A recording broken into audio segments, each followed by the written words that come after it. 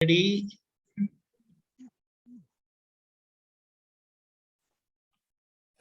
सच्चिदानंद दीपकानंद चंद्रकांत भाई का वो करने का है। हाँ yes okay before that Nimeshanand जी एक ये जो हम चंद्रकांत भाई साहब के संबंध में थोड़ी जानकारी हासिल करना चाहते हैं, तो उनके क्या जैसा संजोग बना था दादा भगवान के साथ कि फिर ये अक्रम विज्ञान खुलने का ये परम निमित्त बने, ये जरा उपकारी निमित्त बने, आप बताएंगे? उस संजोग को अगर आप दोहरा सकते हैं तो बड़ा अच्छा रहेगा, सभी को उसकी अच्छी सी जानकारी मिल जाएगी। हमने निमेशानंद जी हमने पढ़ा है, लेकिन आपके हम सब अभी सुनने का है आपका पुत्र से।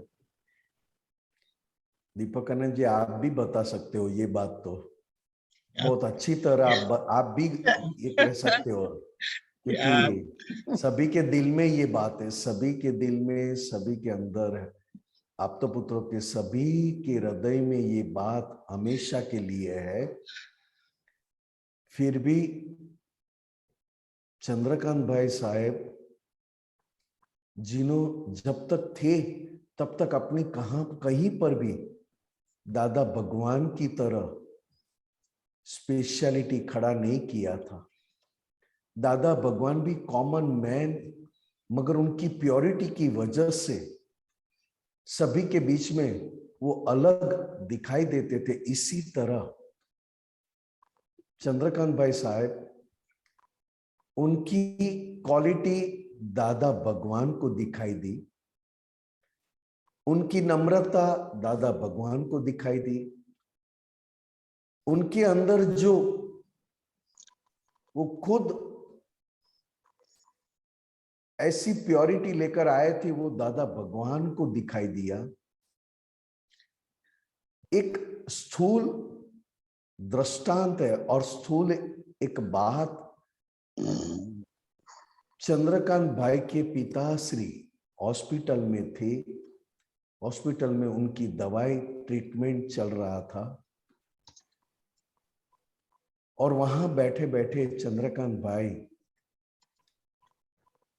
कृपालु देव के, श्रीमद राजचंद्र जी के किताब शास्त्र उसका पठन करते थे। दादा भगवान की एक फर्ज बनी निमित्त नैमितिक। ये देखो, जब प्योर पुरुष की फर्ज क्या रंग लाती है, उनका फर्ज बना क्योंकि चंद्रकांत भाई के पिता वो दादा भगवान के भतीजे थे और चंद्रकांत भाई दादा भगवान के भतीजे के लड़के कहलाते थे। इसके लिए चंद्रकांत भाई दादा भगवान को रिलेशन के रूप में भी दादा ही कहते थे और दादा ही होते थे। दादा भगवान उनके भतीजे मतलब चंद्रकांत भाई के पिताश्री की तबीयत की पूछताछ के लिए हॉस्पिटल में गए। बात चली भतीजे के साथ, करते करते दादा भगवान की नजर चंद्रकांत भाई के वहां बैठे बैठे इस शास्त्र का पठन करते हुए दिखाई दिए, नजर में आए। दादा भगवान खुद भी कृपालु देव के शास्त्र पढ़ चुके थे, उनका बहुत अच्छी तरह उन्होंने अध्ययन किया था। केवल कृपालु देव का किया था ऐसा दादा भगवान ने नहीं कहा था। उन्होंने कहा कि जैन शास्त्र भी पढ़े, वैष्णव गीता भी उन्होंने पठन किया है, अध्ययन किया है। यहां तक दादा भगवान ने कहा हमने कुरान का भी पठन किया था। कुरान पवित्र शास्त्र, उसका भी पठन किया था। बाइबल का भी पठन किया था। दादा भगवान ने बहुत तरीके से बहुत शास्त्रों का, स्वामी नारायण शास्त्र का भी पठन किया था। फिर भी ये करने के बाद जब दादा भगवान, अंबालाल मुर्जी भाई पटेल तो थे ही, मगर दादा भगवान प्रकट हो चुके थे, आत्मज्ञान खुला प्रकाशित हो चुका था। 1958 में, अब बात देखो, 4 साल तक भगवान भीतर प्रकट हो चुके हैं, फिर भी निमित्त की राह देखते थे कि ऐसा निमित्त कोई आए और ये भीतर का पूरा आत्मज्ञान जो भीतर दादा भगवान प्रकट हुए हैं, उसकी कोई ऐसे गुण वाले पहचान कर ले और भीतर का ज्ञान खुला करे। क्योंकि दादा भगवान कहते थे कि हमको ज्ञान, आत्मज्ञान, और वो भी एक अपवाद रूप में होने का कारण, क्योंकि हमारे भीतर अहंकार अब रहा नहीं था। इसके लिए हम सामने से किसको कहें, कह नहीं पाए। 1958 की साल, 1959, 1960, 1961, 1962 में ये एक प्रसंग, संजोग बना। दादा भगवान ने पूछा चंद्रकांत भाई को, क्या पठन करते हो? दादा, मैं कृपालुदेव श्रीमद राजचंद्र का ये शास्त्र पठन करता हूं। बहुत अच्छा। तब दादा भगवान से निकला, अगर कुछ समझ में न आए तो हम साथ में बैठकर भी इसकी बातचीत कर सकते हैं। चंद्रकांत भाई को अच्छा लगा, क्योंकि उनको ये उम्मीद नहीं था। दादा ये पठन करते थे, ये चंद्रकांत भाई को पता था, मगर दादा सारे धर्मों के शास्त्र पढ़ चुके थे ऐसा पता नहीं था। और दादा भगवान ने इतना ही कहा कि ये कृपालुदेव के शास्त्र हमें अगर कुछ समझने में कोई क्षति आ जाए या कुछ रुकावट आ जाए तो हम साथ में बैठकर ये कृपालुदेव की ये शास्त्र अच्छी तरह समझने की हम आपस में बातचीत कर सकते हैं। चंद्रकांत भाई ने ये बात पकड़ ली, क्योंकि उनको पता था कि मेरे पहले ये दादा भी इनका बहुत अच्छी तरह अध्ययन कर चुके हैं। दूसरे दिन चंद्रकांत भाई को, क्योंकि दादा भगवान का दर्शन किए, अब देखो ये सूक्ष्म कैसा है, अनजाने में भी ज्ञानी पुरुष, उसमें भी ये अपवाद ज्ञानी, एक्सेप्शनल ज्ञानी पुरुष, जो पंचमारे में ज्ञानी की बात करना भी मुमकिन नहीं है। ज्ञानी को पहचान करना, ज्ञानी की पहचान करना, उतनी भी हम खुद क्वालिटी लाए नहीं है कि ज्ञानी किसे कहे, ज्ञानी पुरुष में कैसे गुण होने चाहिए और ज्ञानी पुरुष की दशा क्या होती है। हम तो रास्ते में चलते हुए को भी ज्ञानी कह डालते हैं। अब दादा भगवान के दर्शन चंद्रकांत भाई को हो गए, हॉस्पिटल में बैठे, और दादा भगवान के दर्शन होते ही उनके भीतर एक बीज पड़ चुका। क्या बीज पड़ चुका पता नहीं है। चंद्रकांत भाई साहब को भी दादा भगवान को देखकर एक अलग सा एहसास होना, एक अलग सा अनुभव होना और एक बीज के रूप में पड़ जाना। दूसरे दिन चंद्रकांत भाई को हुआ, चलो मैं दादा के पास चलता हूं, मेरी बात करता हूं।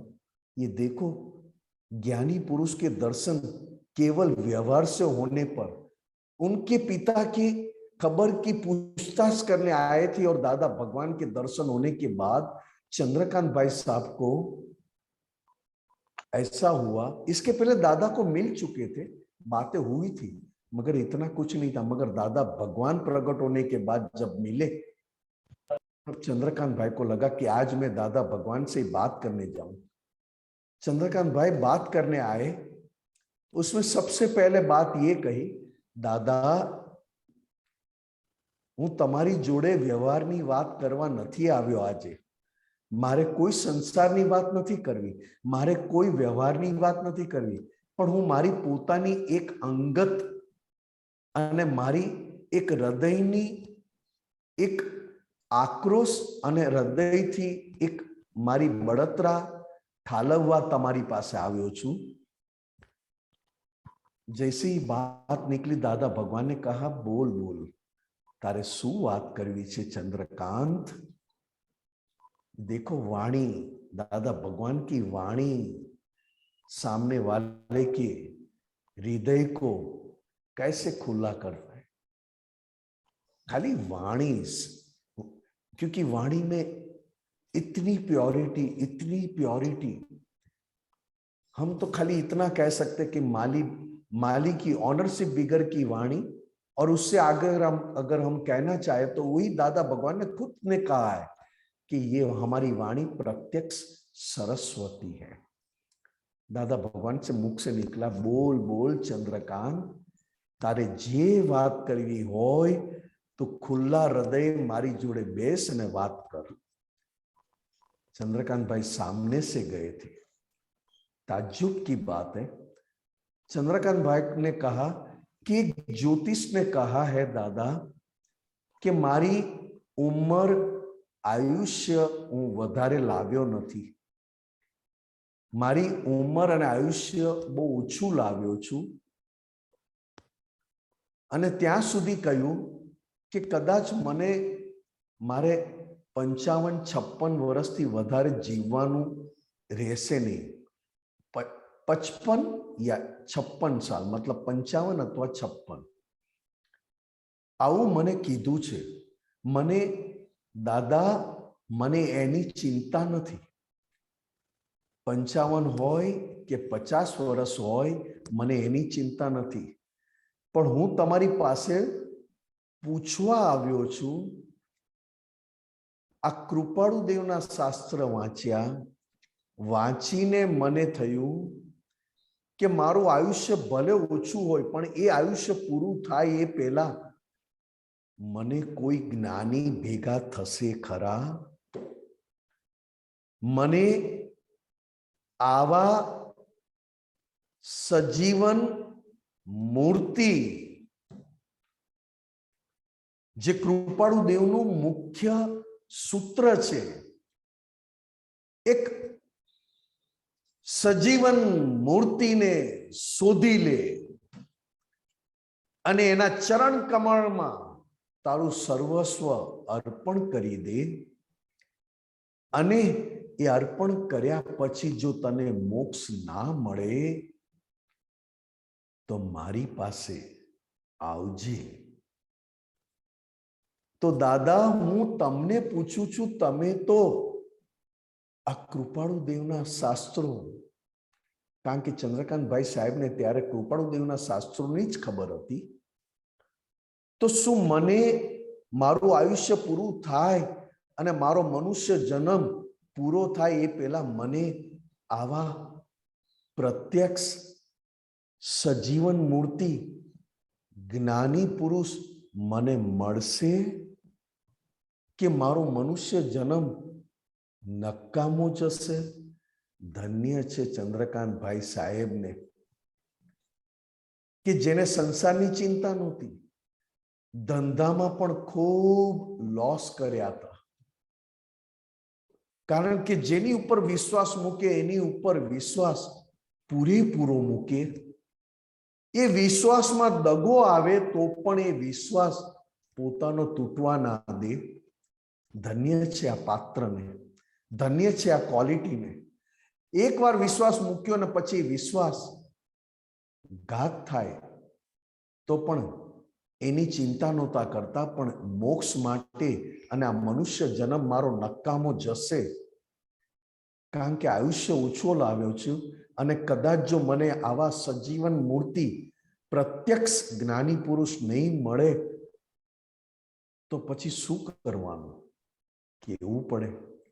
एमनी बळतरा, एमनुं अंदरनुं आखी शोध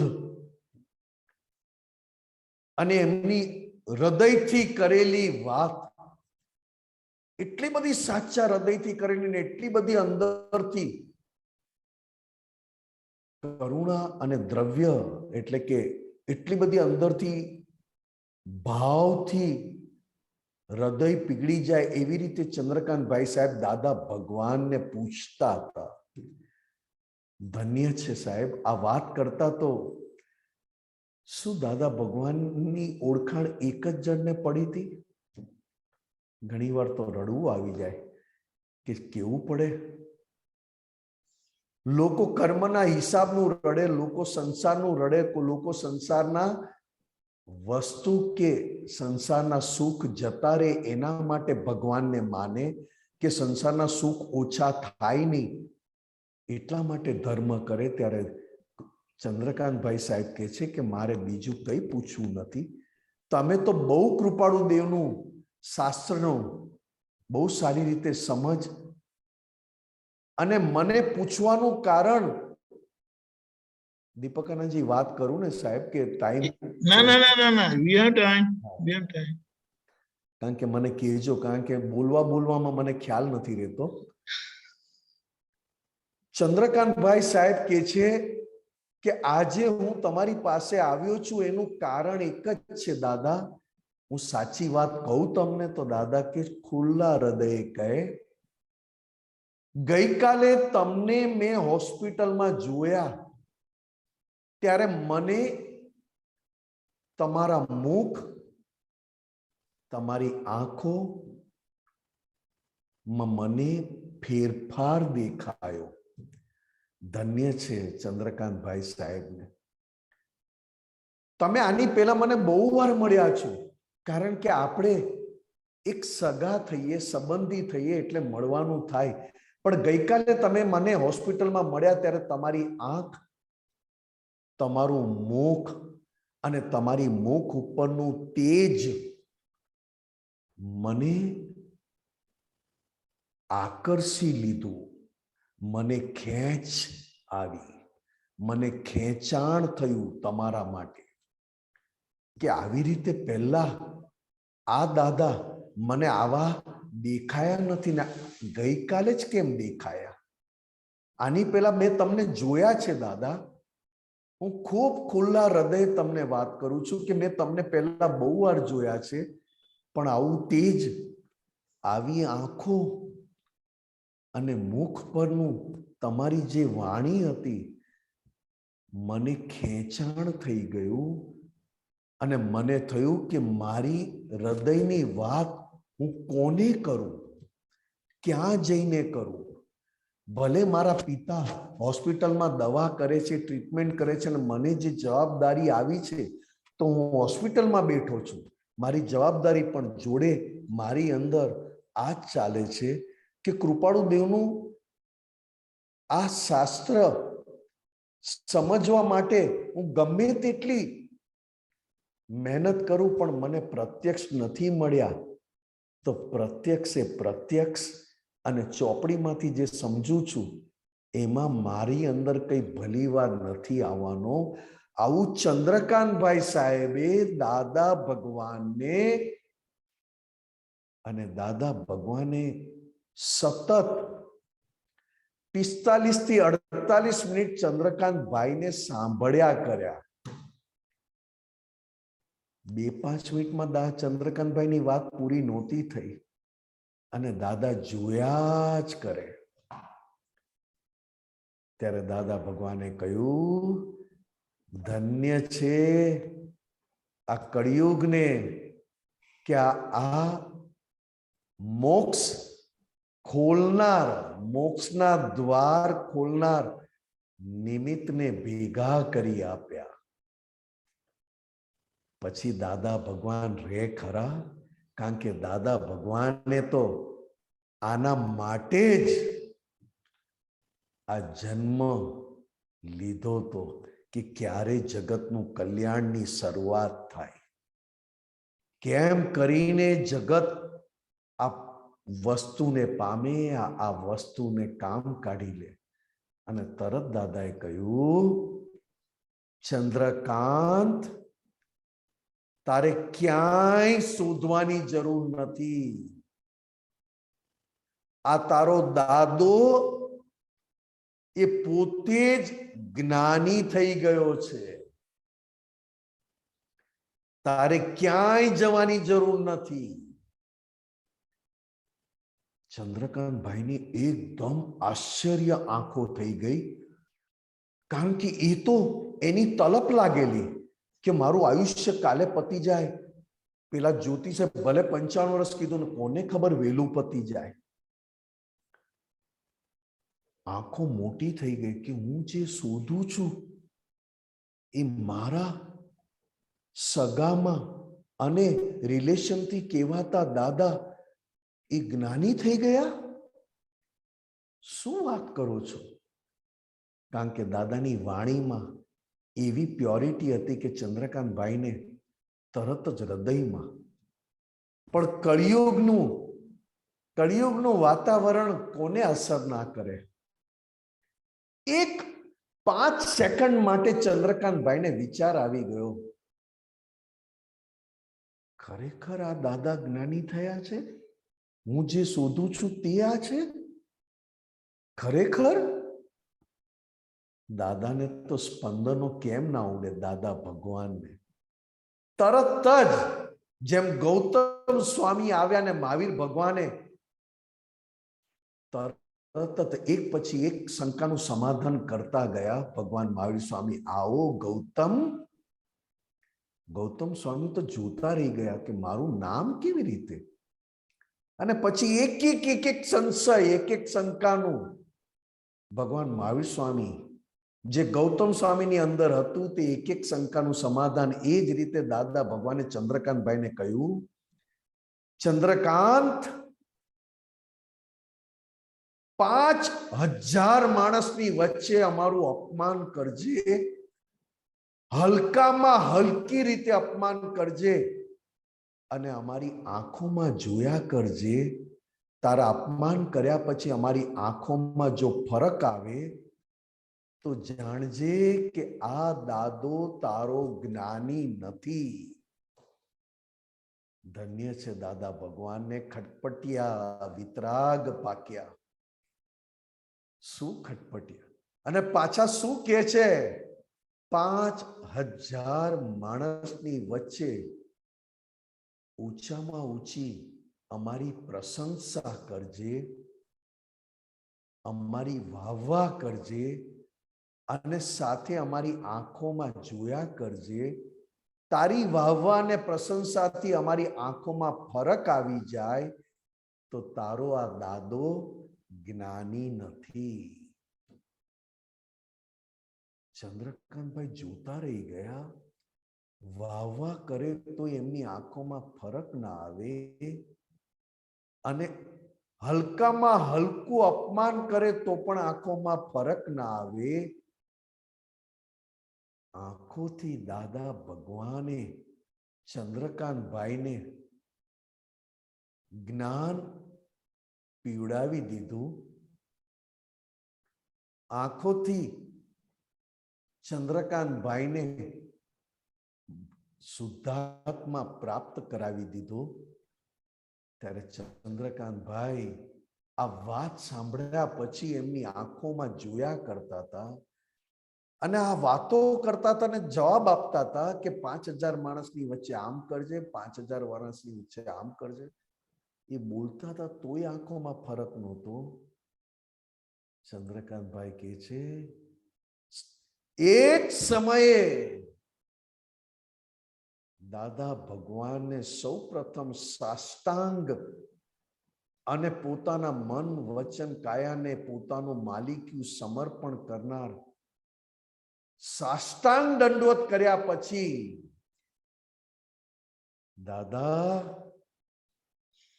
મારો જન્મ, મારી મહેનત અને મારી શોધ આપણા પોતાના જ ઘરમાં પૂરી થાય અને આજ ઘરમાં હું તમારો સગો થયો. હું કઈ રીતે તમને કહું?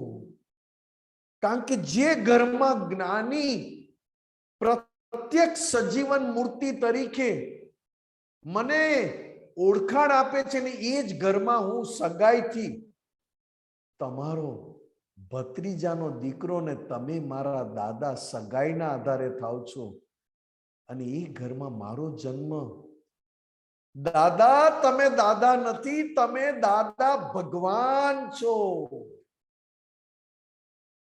આ શબ્દ ચંદ્રકાંતભાઈ સાહેબે જે 10 લાખ વર્ષ વીતી ગયા અને 10 લાખ વર્ષ પછી જે વિજ્ઞાન ખુલ્લું થયું આ કળિયુગમાં, એના પ્રથમ નિમિત્ત મોક્ષ દ્વાર ખુલ્લો કરનાર એ ચંદ્રકાંતભાઈના દર્શન પણ કંઈક લોકોનું કલ્યાણ કરીને ગયું. ચંદ્રકાંતભાઈ સ્વભાવથી બહુ જ કડક, પણ એમની કડકાઈ સામેવાળાની પ્યોરિટી વધારવા માટે, એમાં આપ્તપુત્રો જોડે ચંદ્રકાંતભાઈ સાહેબે જે કડકાઈ વાપરી છે અને આપ્તપુત્રોને જે ચંદ્રકાંતભાઈએ દાદા ભગવાન જેવું જ ઘડતર કરવામાં એમણે જે પોતાના મન વચન કાયા આપ્તપુત્રો માટે જે ઘસ્યા છે,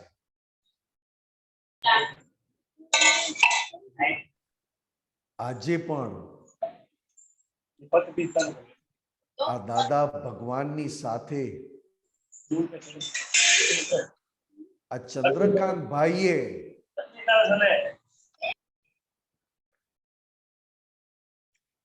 કોની આજ્ઞાથી જીવન પસાર કરવું અને કોની આજ્ઞા લઈને કાર્ય ક્રિયા કરવી, એ ચંદ્રકાંતભાઈ સાહેબે શીખવાડ્યું. તારા કાર્યની કિંમત નથી, તારી ક્રિયાની કિંમત નથી. તને જે જ્ઞાન સમજણમાં આવ્યું છે તેની ક્રિયા, તેની કિંમત નથી, પણ કોની આજ્ઞાથી તું કરે છે એ આજ્ઞાની તને કિંમત નહીં સમજાય ત્યાં સુધી તને તારા મોક્ષની પણ કિંમત નહીં સમજાય. ત્યારે ચંદ્રકાંતભાઈ સાહેબે કીધું કે આજ્ઞા દાદા ભગવાનની તમે લીધી છે કે તમે તમારી મેળે તમારા મનની મરજી પ્રમાણે કરો છો? આ વાત દાદાની, દાદા ભગવાનની અને દાદા ભગવાન પાસેથી લીધેલી આજ્ઞાની કિંમત, આજ્ઞામાં બળ છે. લાખ આખું ને આખું શાસ્ત્ર તું બરોબર સમજી ગયો હોય અને સમજીને તું તારી સમજણ પ્રમાણે ક્રિયા કરતો હોય તો પણ તને ફળ નહીં મળે. અને શાસ્ત્ર સમજ્યો નથી અને ફક્ત દાદા ભગવાનની આજ્ઞા તે લીધી છે તો તારે કશું સમજવાનું રહેતું નથી. આ ચંદ્રકાંતભાઈ સાહેબ વારે ઘડીએ આપ્તપુત્રો પાછળ આ એક જ વાત વારે ઘડીએ ફિટ કરાવતા હતા. કારણ કે તમારા જ્ઞાનમાં જો કોઈ બાધક થાય અને તમારા જ્ઞાનને 16 કળાએ ખીલવામાં જો કોઈ પણ અંતરાય આવતો હોય તો એક જ અંતરાય કે તમે તમારી મરજીથી ચાલી રહ્યા છો, મરજી પ્રમાણે વર્તી રહ્યા છો અને ફક્ત દાદા ભગવાન પાસે સિગ્નેચર કરાવો છો. શું દાદા ભગવાને તમને કહ્યું તું? દાદા ભગવાન વિતરાગ છે, પણ તમારા માટે તો કડક વિતરાગતા લઈને આવ્યા છે. આપતા પુત્રો, તમે પુણ્યશાળી છો. કે દાદા ભગવાન તમારી વિતરાગતા નીચે ધરીને ઉપરથી કડકાઈ વાળી વિતરાગતા તમારા માટે વાપરી રહ્યા છે, એનો લાભ લઈ લેજો. નહીં તો આવી કડકાઈ દાદા ભગવાને કોઈને કોઈના માટે કરી નથી ને કોઈને બતાવી નથી. એટલી કડકાઈ આપતો પુત્રો જોડે દાદા ભગવાન વિતરાગ રહીને કડકાઈથી તમારું ઘડતર કરે છે. અને હું પણ તમને આ જ વાત કરું છું. આવું ચંદ્રકાંતભાઈ સાહેબ, કારણ કે ભાવિ તીર્થંકર એની કિંમત નહોતી કરી એમણે કે ભાવિ તીર્થંકર છે. ચંદ્રકાંતભાઈ સાહેબે ક્યારે ભાવિ તીર્થંકર રૂપે ક્યાંય કિંમત થવા જ નહોતી દીધી. ફક્ત ને ફક્ત દાદા ભગવાનને જ ખુલ્લા કરવામાં, દાદા ભગવાનની ઓળખાણ કરાવવામાં અને દાદા ભગવાન પાસેથી શું વસ્તુ પ્રાપ્ત કરવી એની ચંદ્રકાંતભાઈએ છેક સુધી દલાલી કરી છે કે ઓળખી લો આ દાદા ભગવાનને, ઓળખી લો, પામી લો, આ કરો. છેલ્લે પોતે તો હાથ જોડી માથું નીચું રાખીને બેસતા.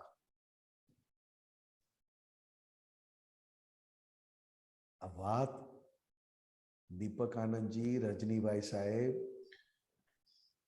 ચંદ્રકાંતભાઈ આપતો પુત્રો માટે અને દાદા ભગવાન આપતો પુત્રો માટે એટલી બધી મહેનત કરી છે કે તૈયાર થઈ જાઓ છોકરાઓ, તૈયાર થઈ જાઓ. દાદા ભગવાન કહેતા હતા કે એક જણ અમારી આશય પ્રમાણે જો તૈયાર થઈ ગયો ને, આખી દુનિયાને બદલી શકશે. અફસોસ થાય છે કે શું દાદા ભગવાન અને ચંદ્રકાંતભાઈ સાહેબ અમારી પાસે શું ઝંખતા હતા. આટલી ચંદ્રકાંતભાઈને બધી સત્તા દાદા ભગવાને આપેલી અને જ્યારે ચંદ્રકાંતભાઈ રહ્યા નહીં ત્યારે દાદા ભગવાનને પણ આખું ધીરે ધીરે એમનું પણ સમેટાવા લાગ્યું. 83માં ચંદ્રકાંતભાઈનું જવું અને એમની જે પ્રોમિસ હતી દાદા ભગવાનની, એ દાદા ભગવાને પોતાની પ્રોમિસ નિભાવીને 88 તો ખાલી શરૂઆતનો દિવસોમાં 87 કે ઓહો બહુ મોટો દીવડો બુઝાઈ ગયો. જય સચ્ચિદાનંદ દીપક આનંદજી. જય સચ્ચિદાનંદ નિમેશાનંદજી. 1962 માં તમે લઈ ગયા. Thank you very much. બીજી એક વાત છે નિમેશાનંદજી, એમના પત્રો જોતા એમના પત્રમાં એની જે પૂર્ણાહુતિ હતી વારંવાર એમણે એક જ વાત લખી છે, દાસાનું દાસ કરીને. તો એ શબ્દ એમણે જ આપણને લખતા શીખવાડ્યો. એના વિશે એના આધારે જ કવિરાજે લખી નાખ્યું. પેલા આસ્થાપુરા માતાના પદમાં અવગણ કાઢજો દાસાનું દાસના દર્શન દેજો અમની આશાપુરામાં. ચંદ્રકાંતભાઈ આ શબ્દ દાસાનું દાસ એ એમની અંદરની દશા વ્યક્ત કરીને બતાવી કે ગમે તેટલું મારી અંદર જ્ઞાન પ્રગતિને પામે અથવા જ્ઞાન અનુભવજન્ય થતું જાય, તેમ છતાં હું દાદા ભગવાનનો દાસ ભલે કેવો, પણ આખા સંસારની કોઈ પણ ક્રિયા, કોઈ પણ ઉદય કર્મમાં ક્યાંય પણ એ ઉદય કર્મનો રસ મને પછાડે નહીં. એટલે મારા દરેક ઉદય કર્મમાં બધા સંજોગોની સામે હું બધા સંજોગોમાં એમનો પણ દાસ બનીને રહું અને સંજોગોને બધો જસ આપી શકું. દાદા ભગવાનનો દાસ એને જ કહેવાય કે આખા જગતના દરેકને ગુરુ બનાવી શકે અને આખા જગતના દરેક સંજોગ અને દરેકને ગુરુ બનાવે તે જ આ સંસારમાં દરેકનો શિષ્ય બની અને પરમાત્મા પદ પામી શકે. દાસાનું દાસ આ શબ્દ ચંદ્રકાંતભાઈ સાહેબની અંદરની જાગૃતિની એનું લેવલ, એમની દશા વ્યક્ત કરેલી છે. ક્યારે પણ ચંદ્રકાંતભાઈ સાહેબે સત્સંગમાં પોતાની અથવા સામે ચાલીને સત્સંગ કરવાની ક્યારેય તૈયારી બતાવી નહોતી. દાદા ભગવાન બધા મહાત્માઓની વચ્ચે ચંદ્રકાંતભાઈ સાહેબની ગાદી ઊંચી કરે, આસન દાદા ભગવાન પાથરતા, આસનમાં બેસાડે, આસન ઊંચું કરે અને જ્યારે ચંદ્રકાંતભાઈ સાહેબ આવે ત્યારે દાદા ભગવાનના સત્સંગની આખી પાવર બદલાઈ જતું. કારણ કે એને જોઈને દાદા ભગવાનની જે વાણીમાં જે ચોગરદમથી મોક્ષ ખુલ્લો બતાવી શકે, કારણ કે આ તો એમના માટે લખાઈ ગયેલું, એમના માટે લખાઈ ગયેલું. વારસ અહો દાદાના અક્રમ ઝંડો ફરકાવજો. અને આ જ પદ દાદા ભગવાને અને ચંદ્રકાંતભાઈ સાહેબે આપતો પુત્રો માટે પણ આટલા જ હૃદયથી આપતા પુત્રોને જોયા છે.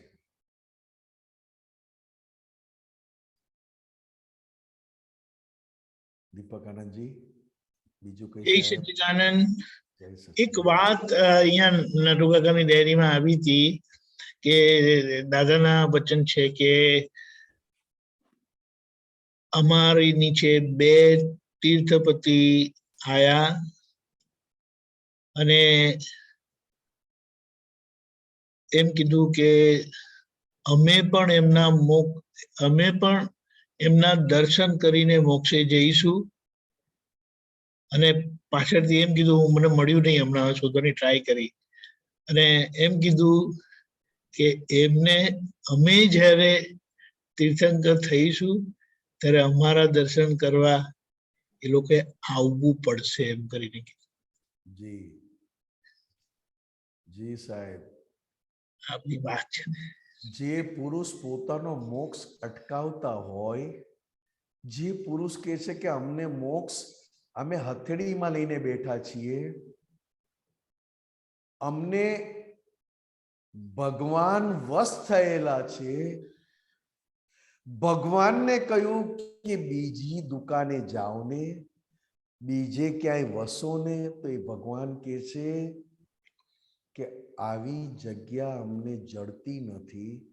જો આ પુરુષ ભગવાનને કહી શકતા હોય, આ પુરુષ પોતાનો મોક્ષ અટકાવીને બીજાના મોક્ષમાં પોતાની પ્યોરિટી પૂરેપૂરી વાપરી શકતા હોય તો આ દાદા ભગવાનને તમે કઈ રીતે, કયા ગુણો, કઈ પ્યોરિટી, આ દાદા ભગવાને મહાત્માઓ માટે પોતાની જગહિતે ગાળી કાયા, જોતાના ઠંડી ગરમી.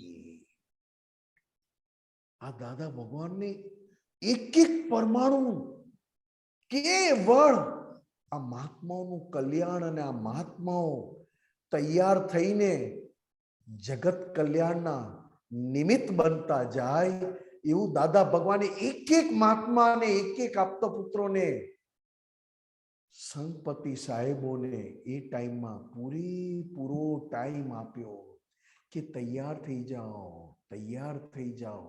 અમારી જોડે બેસીને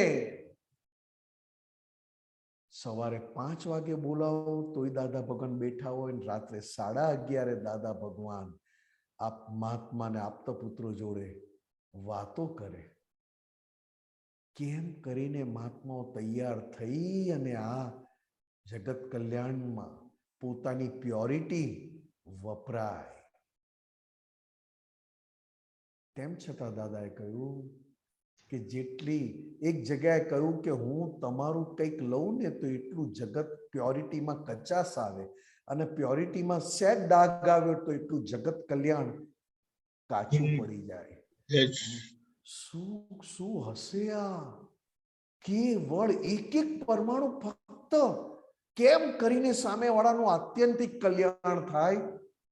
મારી પાસેથી મોક્ષ લઈ જજે, પછી પાછા આવવાની જરૂર નથી, કારણ કે અમે દુકાન નથી માંડી, પણ અમારી પાસેથી પાક્કું સમજી જા અને પછી જા, આખી દુનિયા પર કશું નડશે નહીં. ચાલો દીપક આનંદજી, તમે તો દાદા ભગવાનની ક્યાં વાત કરીએ સાહેબ, અને ચંદ્રકાંત ભાઈ સાહેબ, અરે તમે જુઓ તો ખરા દાદા ભગવાન. તમે 1962 એમના ઘરમાં બેઠા છે ને કે છે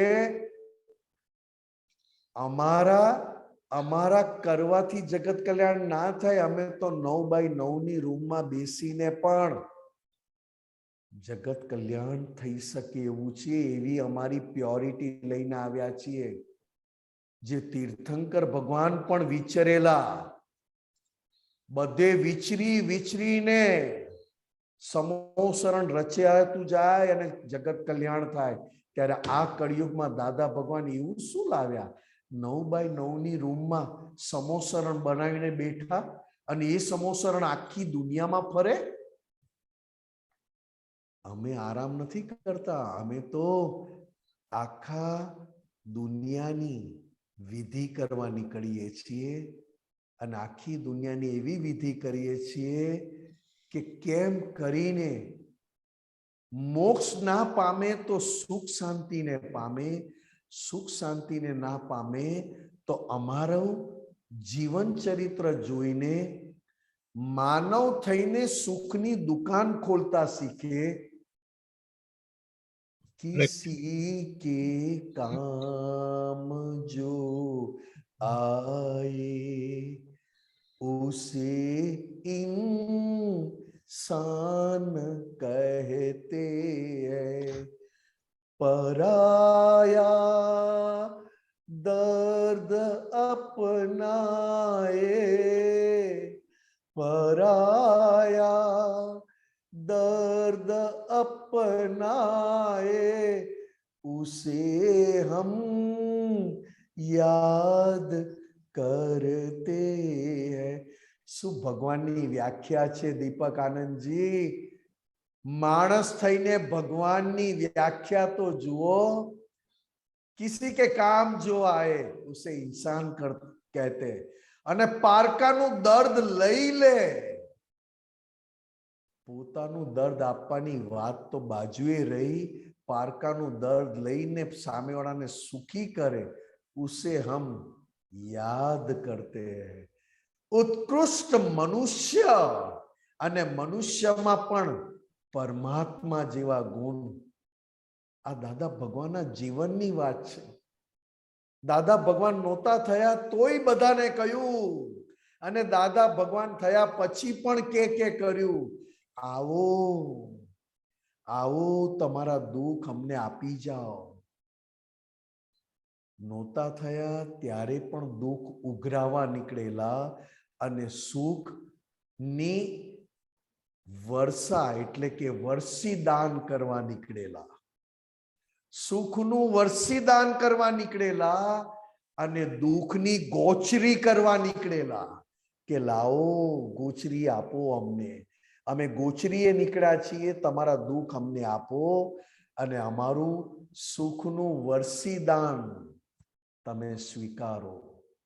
થતા પહેલા અને ભગવાન પરમાત્મા પ્રગટ્યા અંબાલાલ મુરજીભાઈ પટેલમાં, એના પછી પણ એક જ વાત કરી, તમારું સુખ અમારે આટલું પણ જોઈતું નથી, અમે તમારું સુખ ઓછું કરવા નથી આવ્યા, તમારું સુખ તમારી પાસે રાખો અને અમારી પાસેથી એવું સુખ લઈ જાઓ કે ક્યારેય તમારે સુખ માટે દુખી થવું ના પડે, સુખ માટે ભિખારી થવું ના પડે.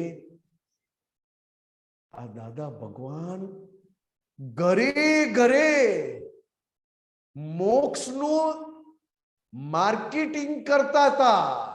ભલે અમને નહીં માનતા, ભલે અમને નહીં પૂજતા, ભલે અમને નહીં સ્વીકારતા, તમે જે ભગવાનને માનો છો એ જ ભગવાનને માનો, પણ અમારી પાસે આવી અને તમે જે ભગવાનને માનો છો એની સાચી ઓળખાણ કરી લો, જેથી તમે જે ભગવાનને માનો છો એ ભગવાનની ડાયરેક્ટ કૃપા તમારા ઉપર થાય. એવી અમારી પાસેથી તમારા ભગવાનની ઓળખાણ કરી લો, ભલે અમને નહીં માનતા. આટલી પણ દલાલી, આટલું પણ માર્કેટિંગમાં એમનું કમિશન નહીં. અને કે છે અમને ભજીને શું કરવાનું, અમારા ફોટાને ભજીને શું કરવાનું,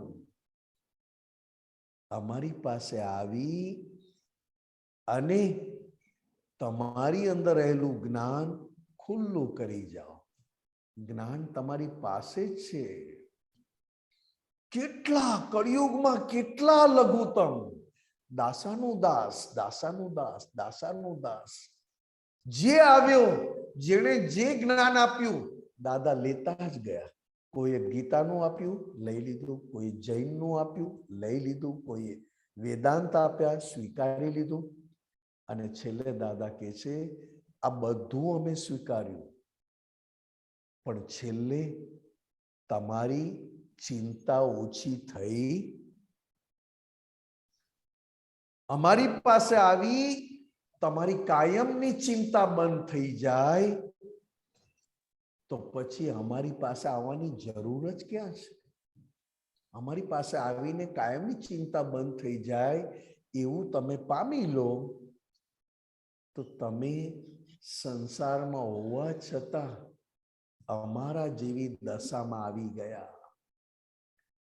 કેટલા નીચા નમે, કેટલા નીચા નમે, કેટલા નીચા નમે.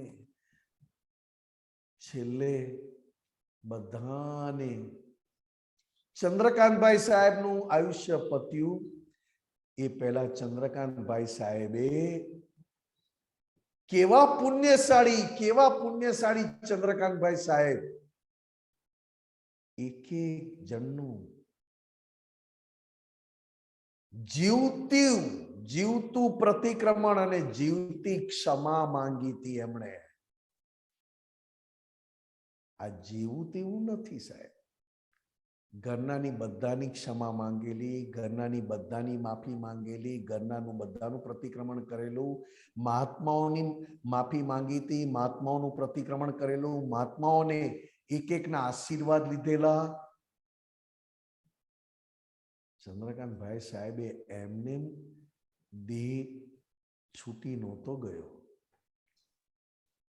ખુલ્લી માફી, ખુલ્લી ક્ષમા માંગી માંગી માંગી માંગી. એમને દાસાનું દાસ થવાતું નથી. માફી માંગવી, પ્રતિક્રમણ થવું અને સામે વાળા પાસે એવું હૃદય મૂકવું કે સામે વાળાના બંને હાથ ઊંચા થઈ જાય કે અમે તમારી જોડે ક્યાં આંટી પાડીએ, તમારી જોડે તો અમારું કલ્યાણ સમાજ. સેમ દાદા ભગવાન.